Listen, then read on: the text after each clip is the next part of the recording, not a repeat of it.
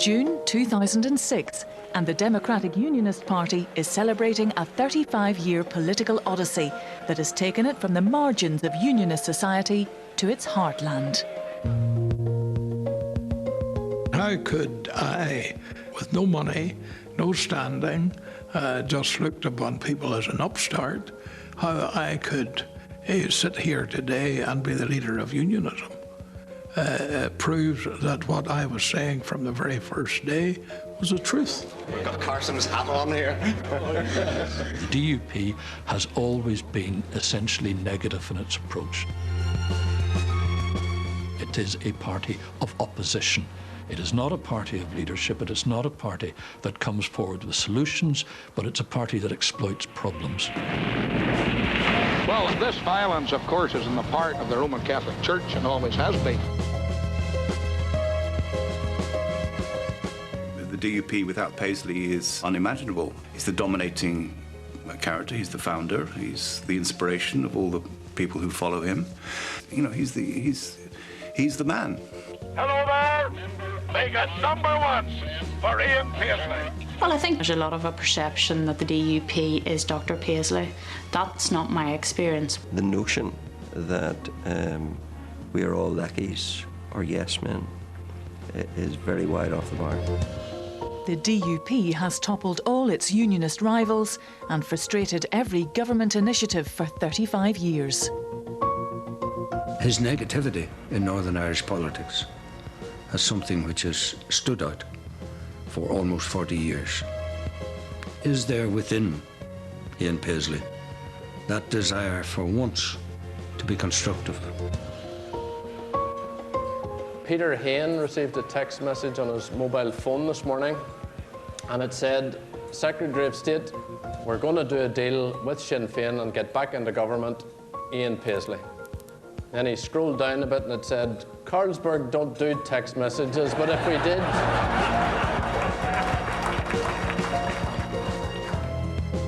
At 81 years of age, Ian Paisley is asking his party to follow him in a new direction.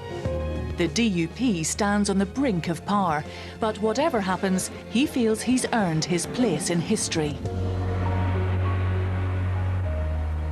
I think that I have won through to the position where I am the personification and incarnation of what a true unionist is.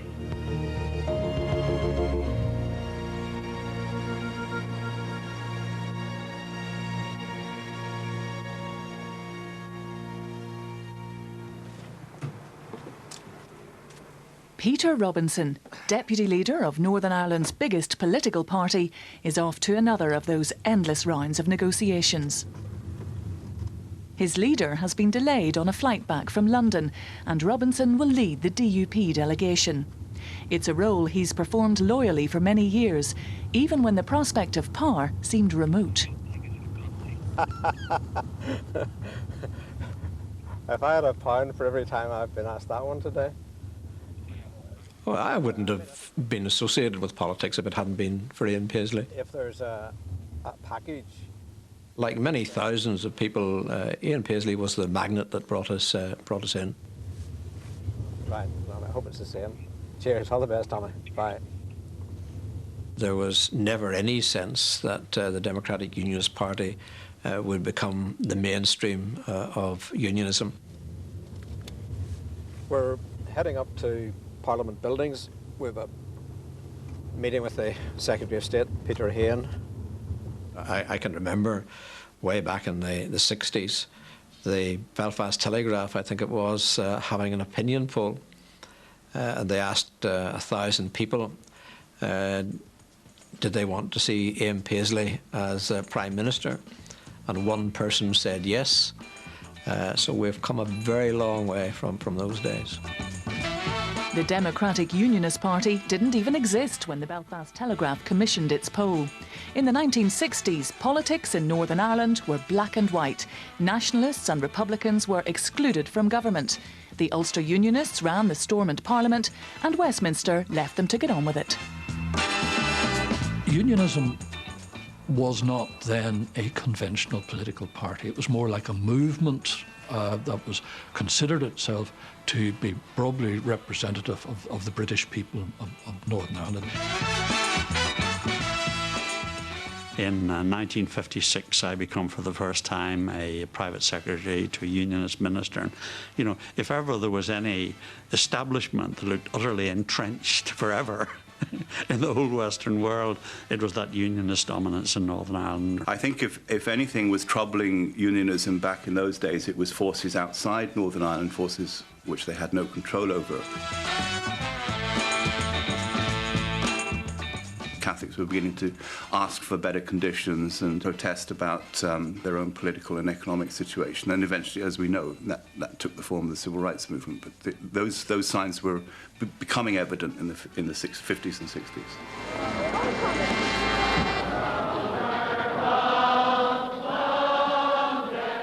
Hardline Protestants viewed demands for civil rights as a threat to the status quo and maybe even the trigger for a new IRA campaign. They were outraged at Prime Minister Terence O'Neill's plans for reforms, and their anger was articulated by the moderator of the small fundamentalist Free Presbyterian Church, the Reverend Ian Paisley. Ian Paisley came into politics after a revivalist religious campaign. And the issues of religion and of politics began to combine.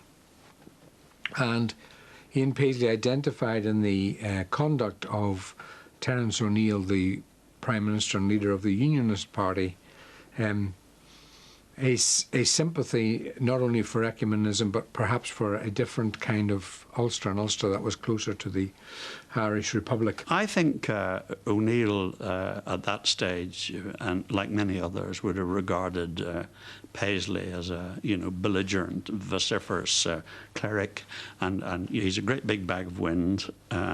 If he were ever to be tested in any electoral way, we would see what he's made of, as it were. Under attack by Paisley and critics within his own party, O'Neill decided to test his support by calling a snap stormont general election in February 1969. Ian Paisley announced that he would take O'Neill on in his own Bannside constituency. Well, it was a very interesting time because Terence O'Neill had never fought an election.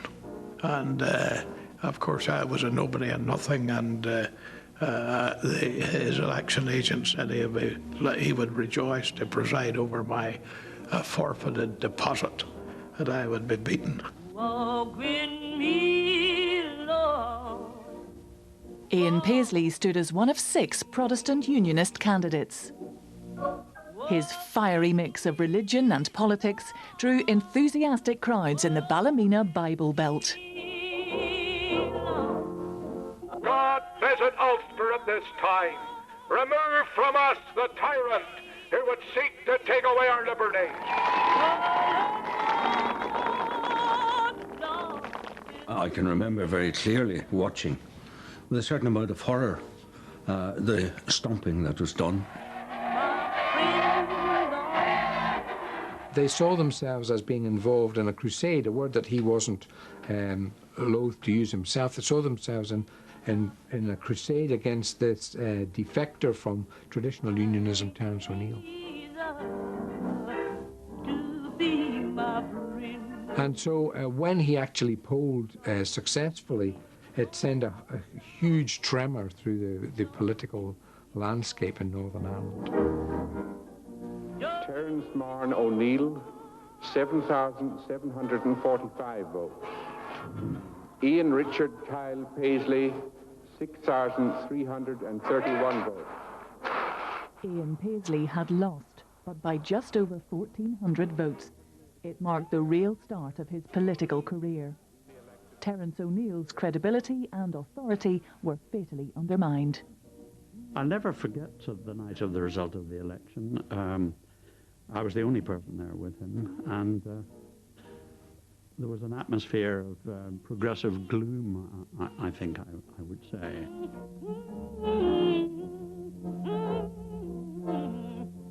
O'Neill himself was persuaded as the results came in that his regime was coming to an end.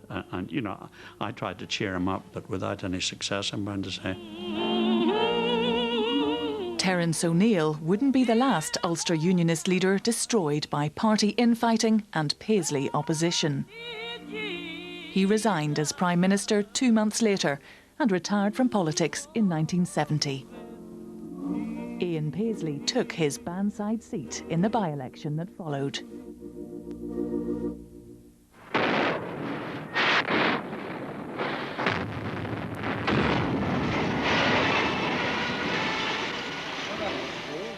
Northern Ireland was slipping out of Unionist control, and the Westminster government sent in troops to prevent civil war. In the violent aftermath of internment in August 1971, a group of influential hardline Unionist politicians began tentative discussions about starting a new party.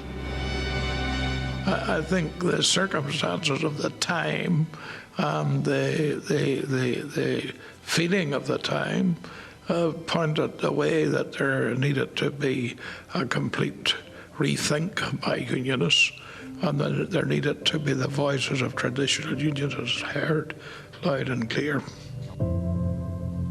The rethink involved a series of meetings held in and around Belfast.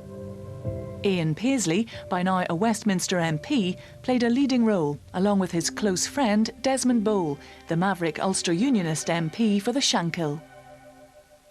The talks dragged on until the night of September the 29th, 1971, when an IRA bomb exploded at the Four-Step Inn on the Shankill Road. Paisley and BOAL rushed to the scene. The place was a terrible mess.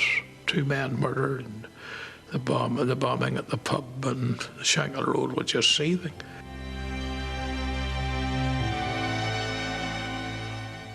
And he said to me, and we should announce now that we're going ahead with this. It's the only way we'll bring stability and stay the hands of wild men now this night.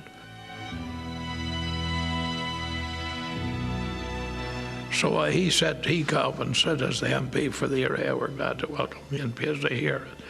And he said he's going to make an important announcement. So I announced that we were going to form a new party.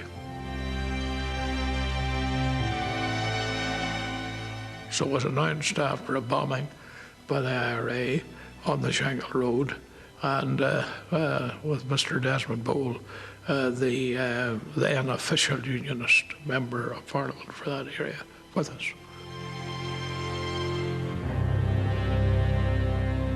The Democratic Unionist Party was born out of an IRA atrocity. With Desmond BOAL as its chairman, it pledged to be right-wing on the Constitution, but to the left on economic and social policies. It set out to attract Unionists who were disillusioned with the old order. This was something new because the Ulster Unionist Party, of course, was Unionist politics in its entirety in Northern Ireland.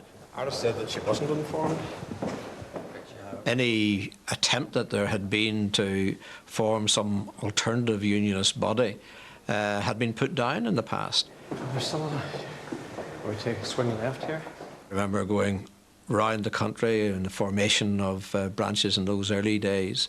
And we did it largely by public meetings, and they would be fronted either by Ian or by Desmond BOAL or by both. Well, Desmond BOAL was very important to Paisley. I mean, they had met in the 1950s after BOAL was involved in various protests across the border. And if you talk to people who were familiar with both men in those early days, the picture that you get is of Paisley, who relies very strongly on advice that he gets from Desmond BOAL. Desmond BOAL left the DUP after a few years to pursue his legal career. His early inspiration had been vital, but the party needed someone with different skills to build it into a credible challenger to the Ulster Unionists. I met Peter when he was in short trousers. He was a young boy. Might be held against you. All right, Alec, cheer up. And he was he was very enthusiastic and did a lot of work around the neighbourhood where he lived.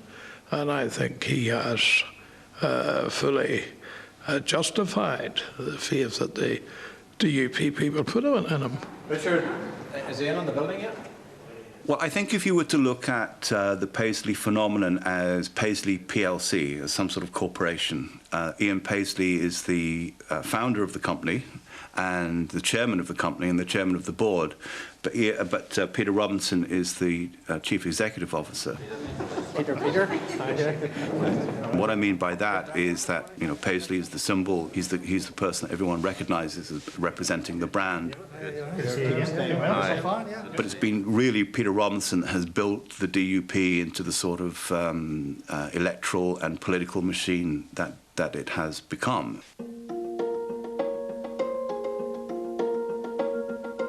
Peter Robinson is represented as the man who gave a professional strength to the DUP.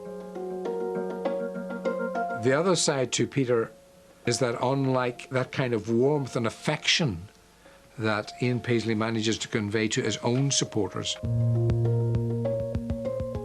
Peter Robinson is seen to be a much more clinical and cold political operator. But they both share one quality, and that is ruthlessness.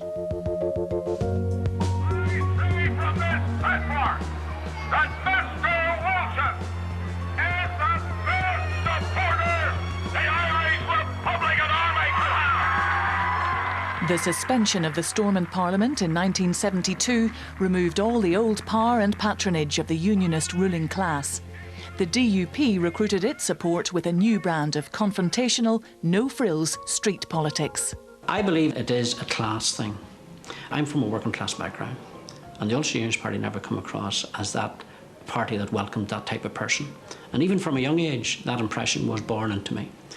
But somehow, I didn't detect that ever within the DUP. What attracted me to the DUP was, I suppose, I identified within it a firm, consistent line that gelled with my emerging views about the need to firmly tackle terrorism, the need to be robust in defence of the Union, and the need to articulate the Unionist case in a suitable way.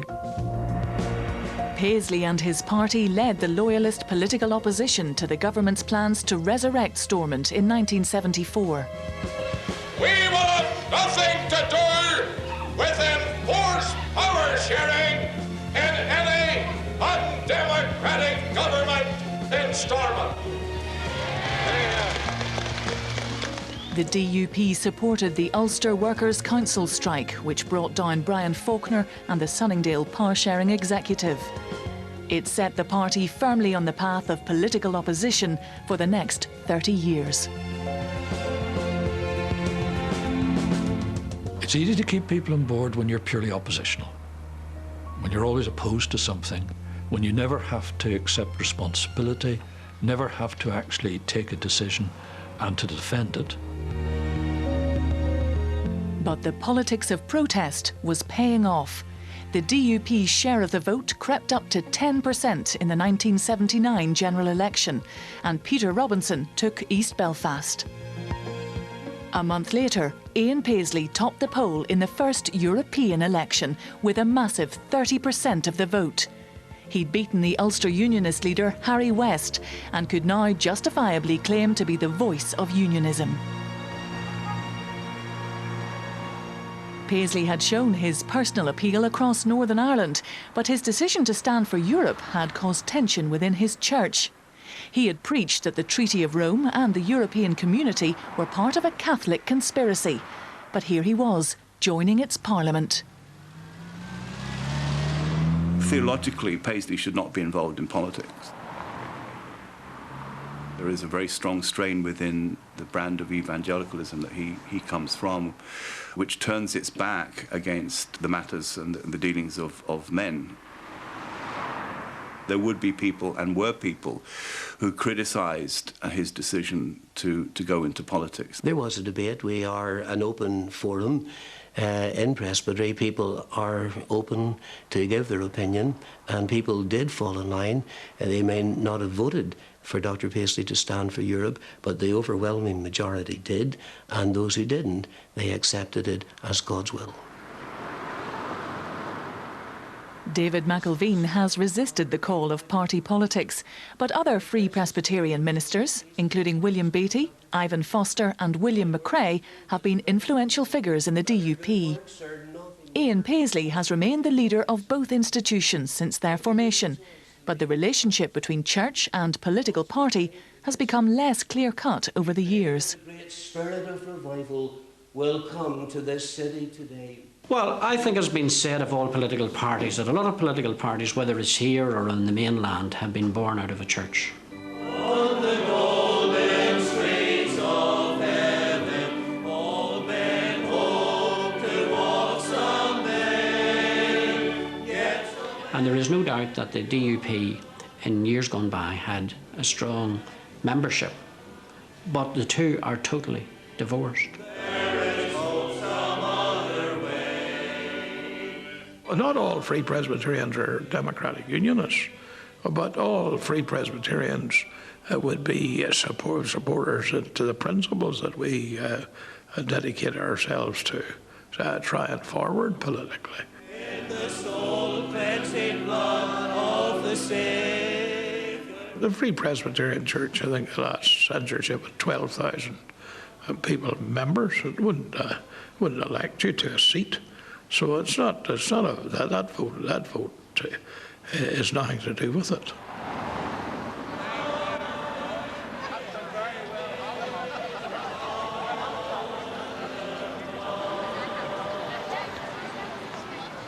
As a leader of a church, his potential influence was limited. But when you align that with a political movement, with a political party, that you lead as well as owning the church, then you have got a potent mixture.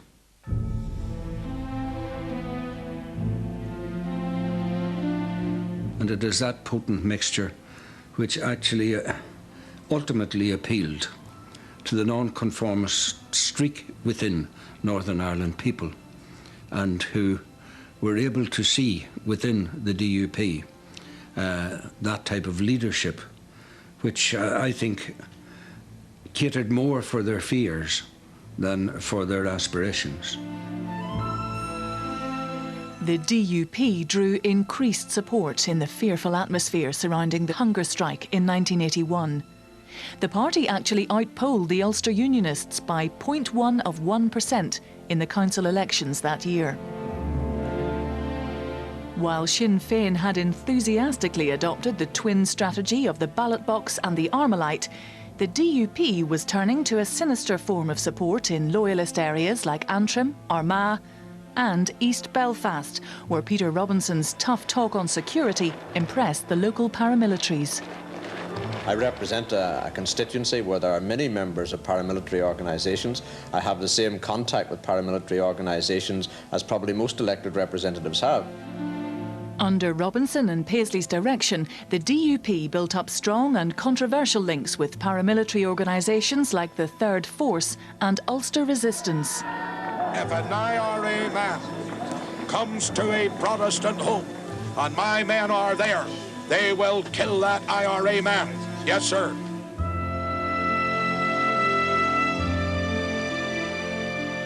We saw the way in which there was never a reluctance to at least be on the same side of the street as people who were prepared to operate in a paramilitary way. They were not paramilitaries in the sense of the other. We didn't believe in violence against anybody.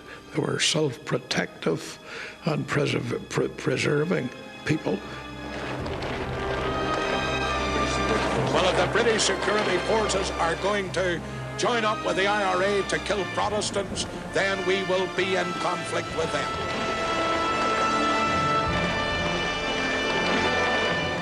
Well, again, when you sit back in the cool of our present circumstances and look back, it makes no sense unless you have the context and the feeling of the times.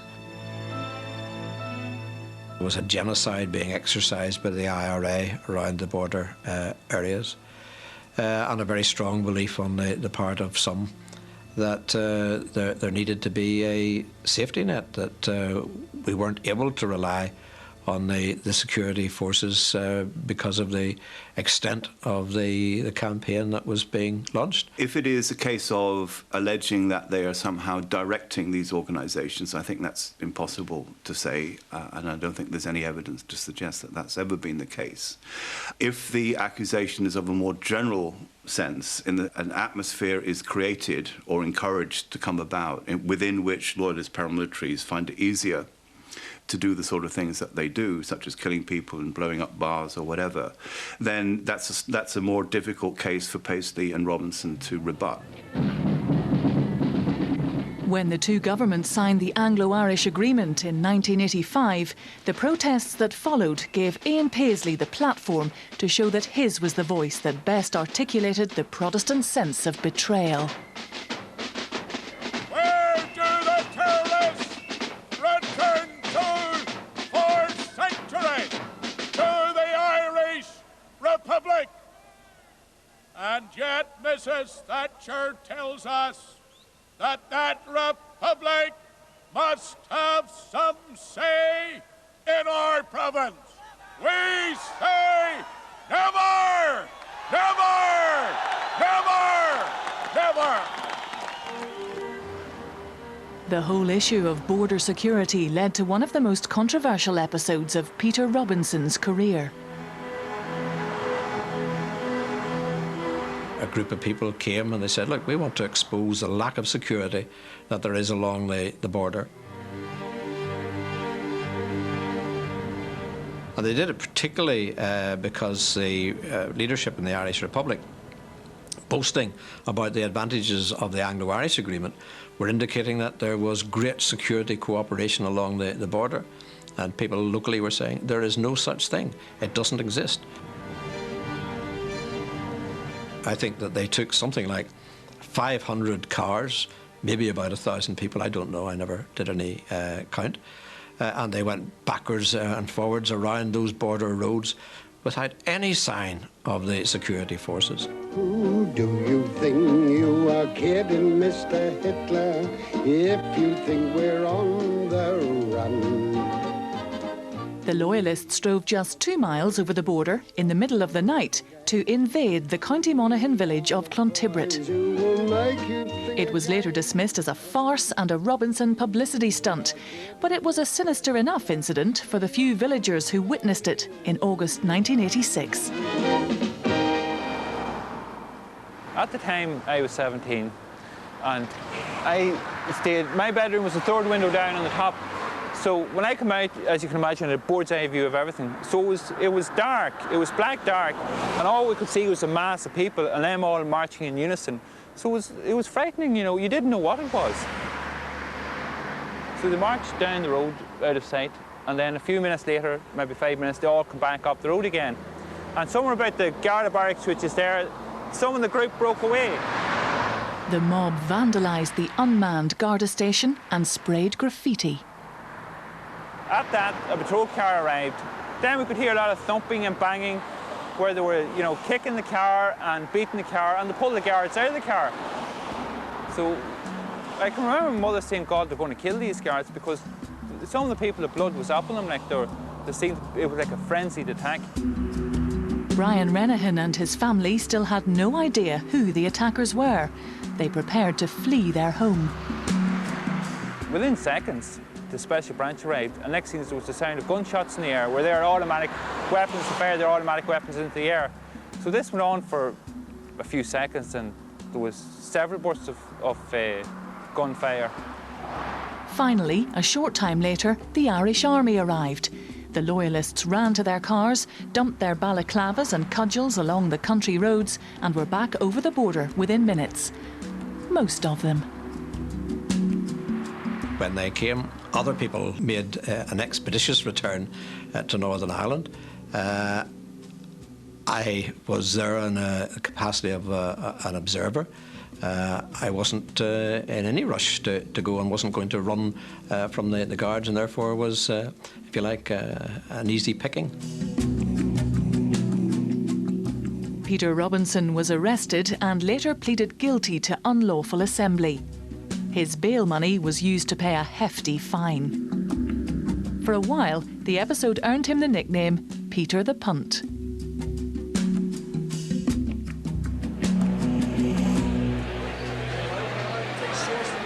20 years on, with their paramilitary links behind them, Paisley and Robinson are more interested in recruiting the party's next generation of MPs, MLAs and backroom staff. Freshers' Week at Queen's University is always fertile territory, and the big man is a big draw.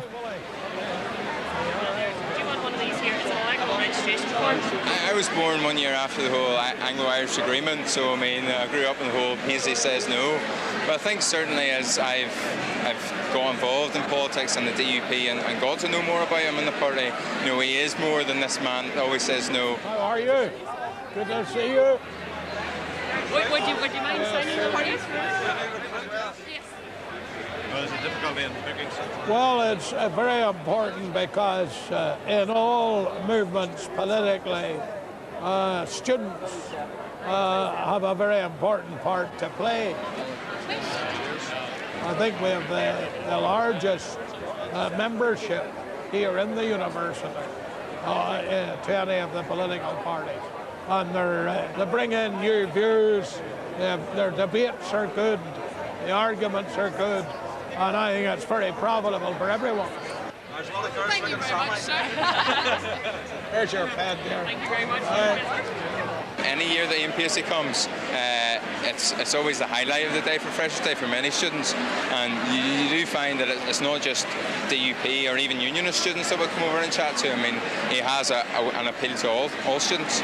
We'll see you. Bye-bye.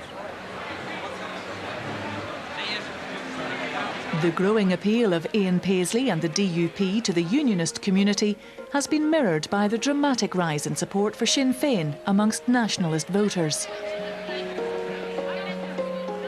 Both parties are on the verge of working together in government.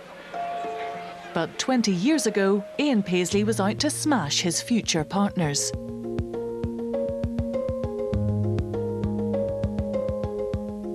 He did form a partnership with James Molyneux and the Ulster Unionists to try to bring down the Anglo-Irish Agreement, but it was not an easy relationship. I don't think that having coalitions are necessarily a mistake, as long as you have clear guidelines and a clear purpose, and everybody has unity of purpose.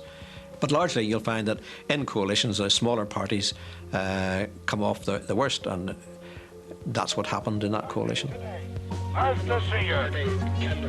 Hello there. Make it number one for Ian Paisley. Ian Paisley was the dominant personality, but the DUP was the junior partner, with just 2 MPs to the Ulster Unionists' 9. The smaller party was expected to take a back seat when candidates were agreed for the 1987 general election, frustrating for ambitious young Democratic Unionists like Jim Allister. I was assured that come the next general election, which was in '87, I would be able to stand in a seat where a contest within unionism was possible with no jeopardy to the future of the seat. A unionist was always going to win it. Sadly, when it came to it, that assurance was not honoured. And I took the view that there were other things in life that I could usefully do. If the party perceived there was no useful function for me in parliamentary politics, then there was other things I wanted to do, so I went and did them. Jim Allister left the party for the first time and stayed away for 17 years before returning to inherit Ian Paisley's European seat in 2004. Paisley's loyal deputy, Peter Robinson, was reassessing his position too. It was after the Anglo-Irish Agreement had been set up, and during the early phase of those meetings at Stormont Castle, when the Dublin ministers would arrive in their helicopters, there would always be a DUP picket. And they would try to break through the barbed wire and try to storm the castle almost. And on one particular day, Robinson engaged in this, as everyone else apparently was doing, and he broke through, and he turned around and looked behind him, and there was no one with him. He was all by himself. The rest of his colleagues had decided, for reasons which only they could explain, not to join in. And I think at that point, according to his account, he decided that it was time for a change of direction. After that, you start to see Peter Robinson involved with Frank Miller and Harold McCusker in the Unionist Task Force, which is really about, what are the conditions which we can create here to undermine the Anglo-Irish Agreement by coming to a deal with nationalism.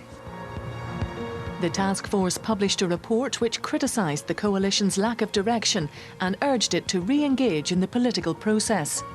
When the coalition failed to act, Peter Robinson, as one of the authors, felt obliged to resign as deputy leader of the DUP.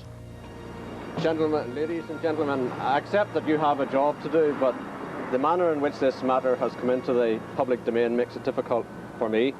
Well, it never came between me and Peter. It came between him and the party executive. What I can say to you is that I intend to remain a member of the Democratic Unionist Party. It was the party executive that said they weren't going down that road, and he then resigned. I wish both Dr. Paisley and Mr. Molyneux every success in their talks with the government. I didn't rush to see that the deputy leadership was fixed up immediately. I let it sit for a year. At the end of the year, it was all made right, and Peter came back in. Robinson was back in the fold, but still determined to find a way out of the Anglo-Irish impasse. Peter the Punt was becoming Peter the Pragmatist, and 2 years after Clontibret, he set off on another confidential and controversial trip to the Angerhof Hotel in the German town of Duisburg. The Duisburg talks were really a church group that invited a number of politicians from Northern Ireland along to give their views. It wasn't a formal negotiating process, it was simply individuals were asked. The SDLP, I think Alliance and the Ulster Unionists and the DUP were present. So there's nothing unusual about the kind of group. I think perhaps what was surprising was that there was an extent to which there was the beginning, in my view, of some measure of agreement, particularly between the SDLP and ourselves, as how it might be possible to move forward. But what's intriguing about Duisburg is that there was another person at Duisburg, and all the party leaders who had nominated their deputies to go to Duisburg were aware of this, and that was Father Alec Reid.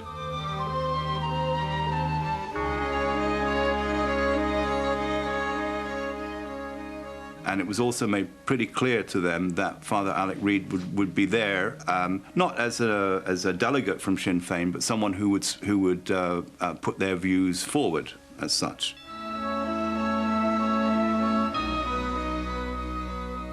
This was back in 1988, at a time when talking to Sinn Féin was something that most politicians shied away from. A very interesting moment in time. It certainly wasn't known by any of the participants that he was a proxy for Sinn Féin. I'm pretty sure if you were to suggest it to him, he would deny that he was representing Sinn Féin.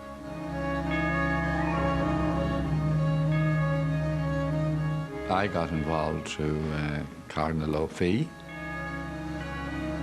I was asked would I go to represent Sinn Féin's point of view because the Unionists wouldn't go to a meeting with Sinn Féin. So he knew that I would understand the Sinn Féin point of view. Now, I didn't even tell Sinn Féin that I was doing this, because I said I'm going to talk about Sinn Féin as I understand them. Well, we all got on very well together. We met in a room, round a table.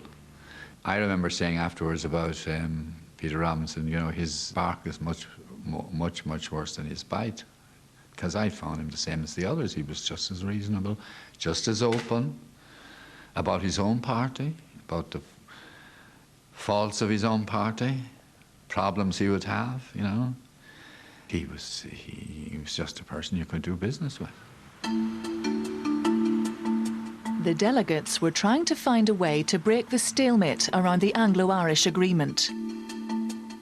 Back in Belfast, contacts continued between the parties for a couple of months, but they came to an abrupt end when news of Duisburg was leaked to the media. All four men came here with the full knowledge, consent and backing of their leaders. In 1.5 days here, they spent more than 12 hours locked in discussion.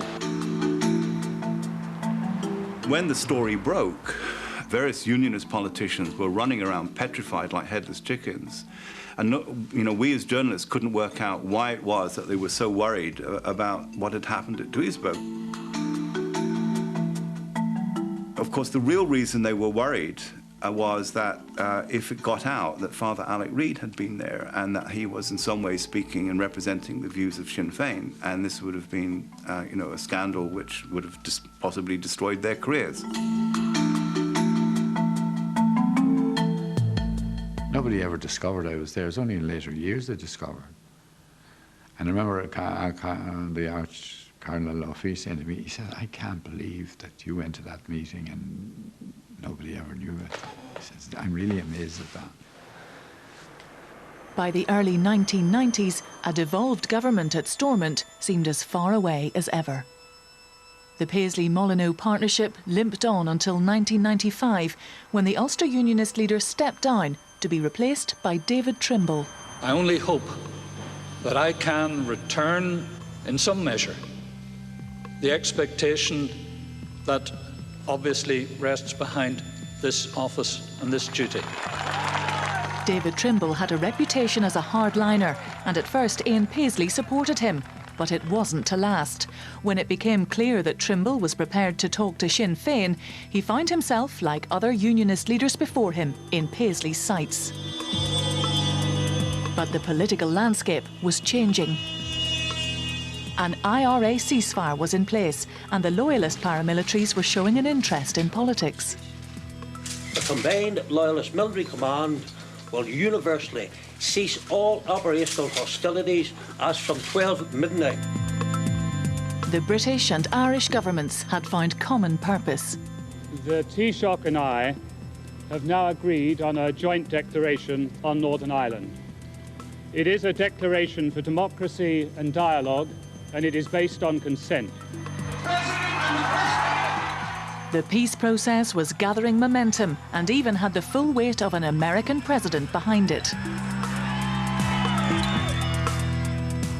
Ian Paisley seemed out of touch, sidelined. David Trimble was on the verge of sharing power with Sinn Féin. The Ulster Unionists had the momentum, and all Paisley had was the old rhetoric. We're in a crisis in this province. This is a last chance for us to save the day, and our greatest weakness is in David Trimble's antics. The DUP seemed redundant. David Trimble was the man of the moment, leading his party into a power-sharing government in Stormont. Poor old Trimble goes probably without any great enthusiasm for the Good Friday Agreement on the basis of what he thinks is a bankable assurance from Tony Blair that if there isn't any disarmament, there won't be people associated with the armed movement sitting in the government. And, you know, there they are in the government, and they haven't disarmed at that stage. Now, I mean, you can understand what ammunition that gives to Paisley and his people. The executive staggered from crisis to crisis until its eventual suspension in October 2002. The slow pace of IRA decommissioning had left David Trimble fatally weakened. He'd just about managed to keep the party together and stay ahead of his rivals in the bitterly fought Westminster and council elections the previous year.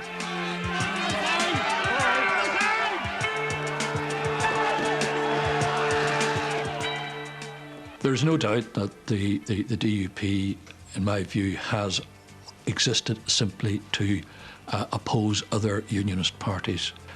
What they fight, the people they fight, are not nationalists and Republicans. That is merely part of the rhetoric. The real enemy has always been unionism. The real damage that has been done to Northern Ireland and to the Union has been done by unionist leaders. Here's a man that said, stand up to Sinn Féin. Sinn Féin could never have weakened the Union. It is only unionist leaders that could have done that. And it has been the poor decisions of unionist leaders in the past that has brought us to the sorry pass that we're now having to deal with. The failure trouble. All the years of bitter rivalry spilled onto the streets of East Belfast during the 2003 Assembly elections. The DUP finally overtook the founding party of unionism at the polls. David Trimble's humiliation was underlined by several high-profile defections from his party. Every election that came, the vote was going down. And we would say, look, you have to realise this is to do with policy. You have to realise you're going to have to change. We were the harbingers of doom. We were wrong. We would be proved wrong. And the sad thing is, I think David Trimble and some of his lieutenants actually believed that. I think in the last Westminster election, I'm led to believe that David Trimble actually believed he was going to go back with the same team, if not more, to Westminster. He couldn't read what was happening on the ground. In the 2005 Westminster election, the Ulster Unionist Party's misery was complete. The Democratic Unionists captured 9 seats, including David Trimble's, leaving the Ulster Unionists with just 1. The DUP built its success in reaction to the failures of the Ulster Unionist Party. If the Ulster Unionist Party had maintained a more coherent political position, hadn't been such a pushover, both for the British government and for nationalism, then the DUP might have continued to remain at sort of 12% voting support. So the part of their success was due to the incompetence of the Ulster Unionist Party.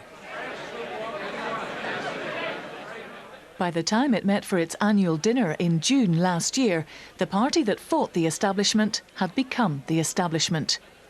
This was unfamiliar territory for a leader who'd been scorned as Dr. No for his implacable opposition to any power-sharing initiative at Stormont. Ladies and gentlemen, welcome to Hilton, Belfast. But as he led the DUP delegation to the St Andrews talks last October, Ian Paisley was about to embark on the biggest gamble of his political career. The end of the long journey was in sight, and with it the prospect of a glittering prize or ignominious failure. It had to be enormously tempting for Ian Paisley to do a deal. He can say that he began his career by overthrowing one O'Neill, Terence O'Neill, and he's ended his career underlining the demise of another O'Neill, P. O'Neill, in the sense that he's gone into government with people who have no guns left, who have accepted the principle of consent and therefore the union.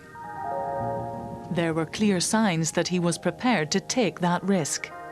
The new Ian Paisley was comfortable meeting a Catholic archbishop at Stormont. The old Ian Paisley would have found the prospect unthinkable. The meeting of Archbishop Brady and Ian Paisley was symbolically very important.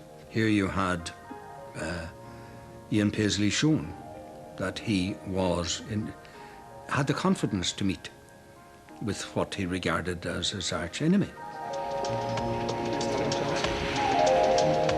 I believe that Ian Paisley knew how symbolically potent that was.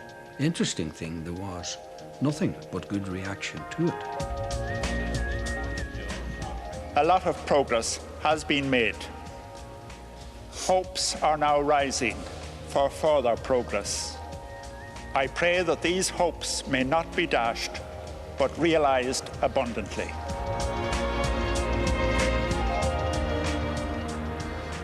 I didn't have any qualms about it, and because I appreciate it and I can discern between his religious responsibilities and his political responsibilities.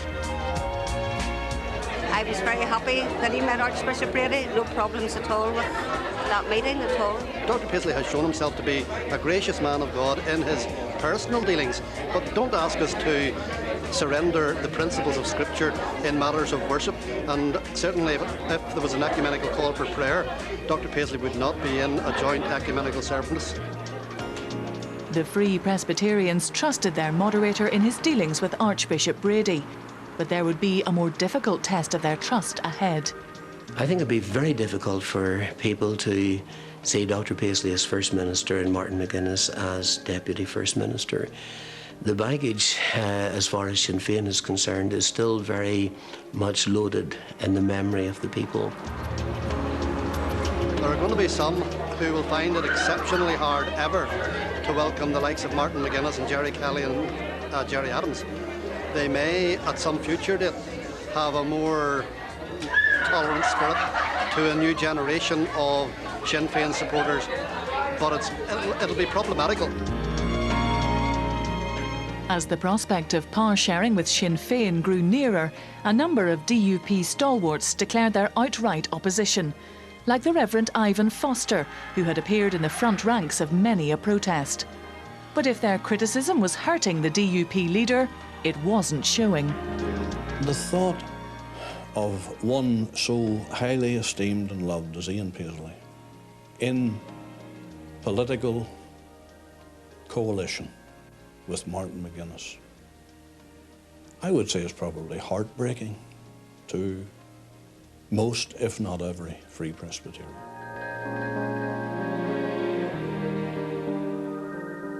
I'm not going to be sidetracked. I'm just going to do what I have to do, and it's to get peace in this country, and we're going to get it.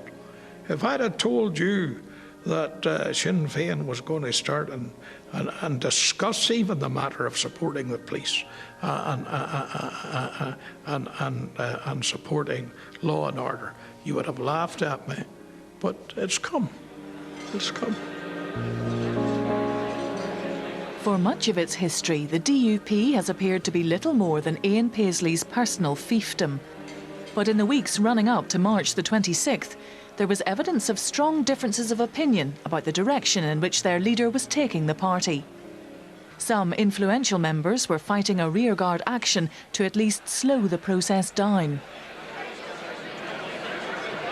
If the government's saying you must be in government with Sinn Féin by the 26th of March, then I disagree. I'm against that proposition. It's turning round them in trouble. No, so.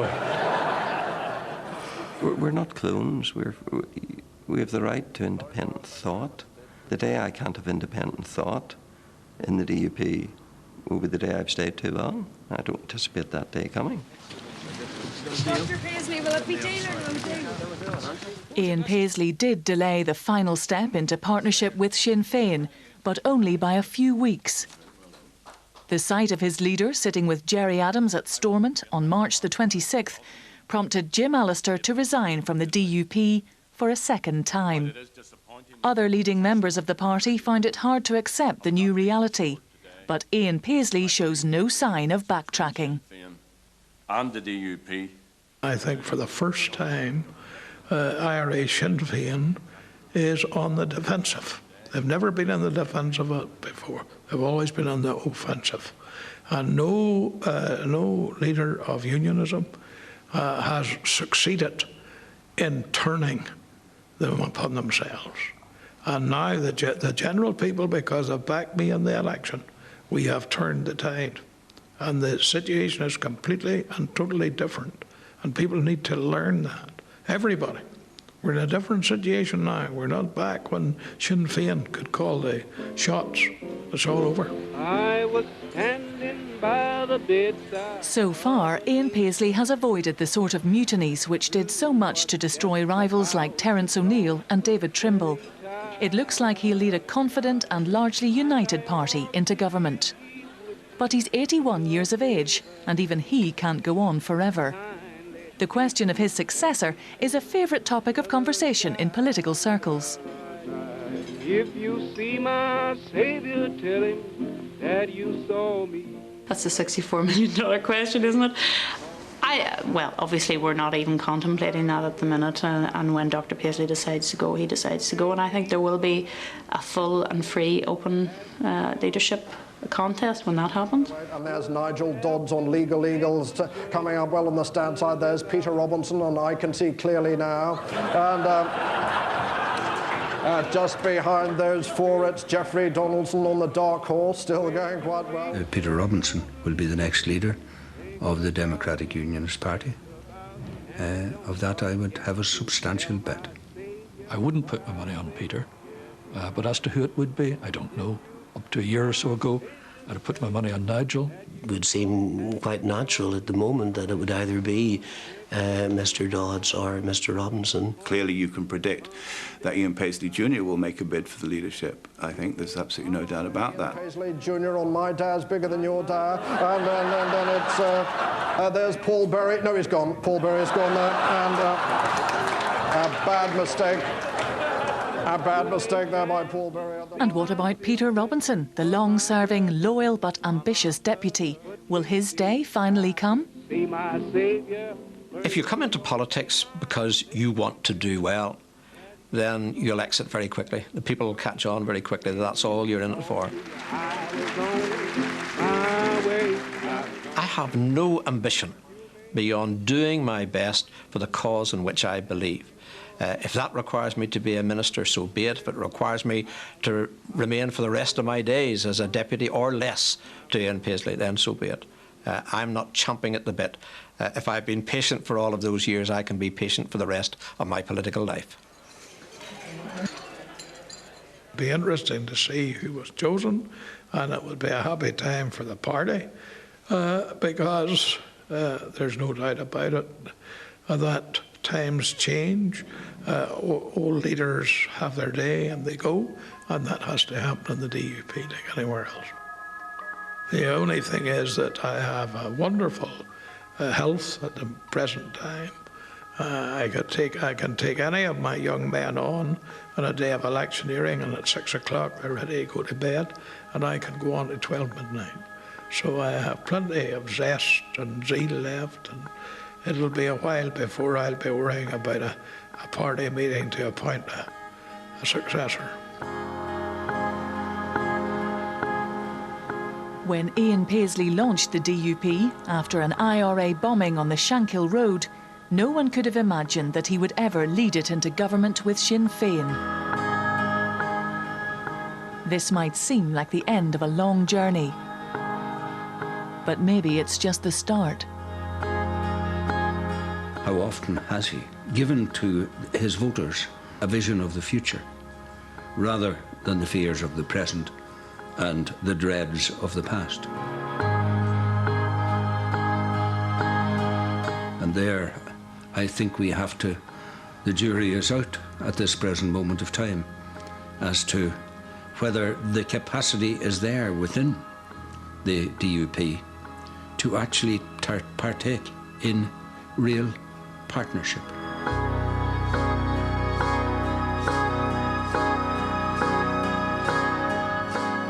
And it is not just a matter of joining a power-sharing arrangement.